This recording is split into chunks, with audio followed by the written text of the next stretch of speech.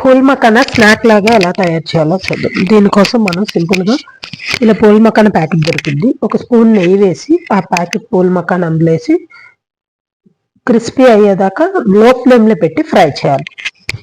ఇలా ఫ్రై అయిన దాంట్లో మనం ఉప్పు, కారం, పసుపు లాస్ట్లో యాడ్ చేసి లైట్గా రోస్ట్ చేసి తీసేయడం. చాలా ఈజీ. ఇదే పూల్ మకానాలో మనం కొబ్బరి, చట్నీ పప్పు, పల్లీలు, జీడిపప్పు అవన్నీ ఎలాగో నెక్స్ట్ వీడియోలో చూద్దాం.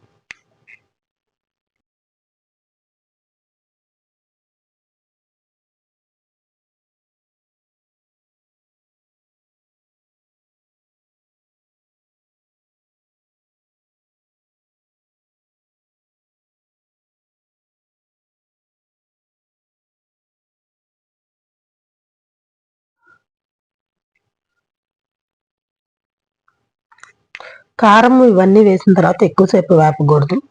లైట్గా సాల్ట్, కారం పూల్ మక్కన క్రిస్పీ అయినాక వేసాం కాబట్టి లైట్గా ఫ్రై చేసి తీసేయడమే.